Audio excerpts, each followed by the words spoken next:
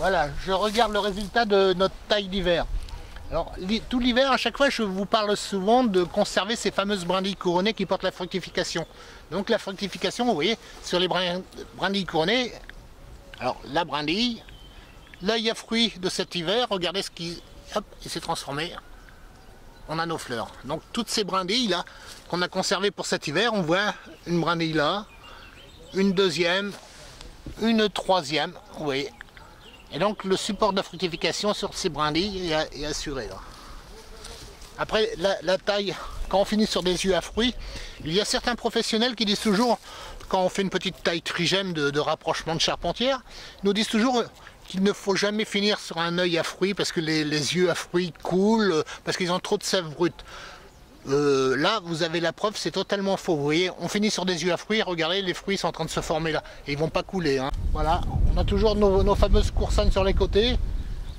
On taille toujours sur notre œil à fruits qui nous permet d'avoir nos fleurs là pour avoir nos fruits pour notre saison. Vous voyez. Donc on se retrouve avec un rapprochement de tous ces fruits par rapport à cette charpentière qui se trouve là. Donc on peut prendre la charpentière qui est en dessous, c'est pareil. Des petites coursonnes qui font 5, 6, 7, 8 cm, vous voyez. Et on rapproche toujours notre fructification.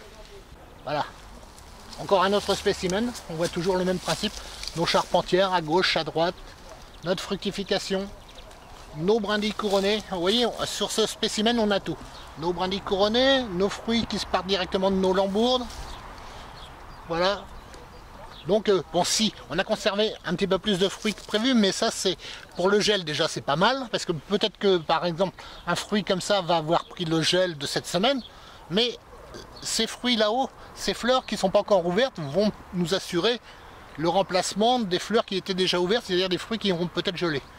Donc on va peut-être garder un pourcentage de fructification malgré les fortes gelées de cette semaine. Ce qui me console d'ailleurs. Vous voyez toujours ces fameuses brindilles. Ça, je reviens souvent sur les brindilles couronnées, mais les 3/4 des personnes qui ne savent pas tailler suppriment ces petites brindilles sur un arbre. Pourquoi? Parce que pour eux, aucun intérêt. Bon, alors que c'est totalement faux, c'est le support de la fructification. Alors une question qui revient souvent, c'est pareil pour les amateurs, c'est est-ce que une brindille comme ça avec les pommes ne vont pas casser? Eh bien non, parce que plus vous voyez la souplesse de ces brindilles, quand on a 2-3 pommes, après la chute physiologique évidemment, parce qu'on là on voit il y a plusieurs fleurs, il va y avoir plusieurs fruits, il va y avoir une chute physiologique, c'est-à-dire déjà des fleurs qui ne seront peut-être pas fécondées, en plus après on va avoir des fruits, par exemple 4 ou 5, sur les 5 il va y en avoir peut-être 2 ou 3 qui vont tomber, il nous en restera 1 ou 2. Donc, et ça peut être comme ça avec le poids des pommes, mais ça ne cassera pas, contrairement des fois à une branche elle-même peut casser. Vous savez l'histoire du roseau et du chêne, hein, c'est exactement ça avec les brindilles. Hein.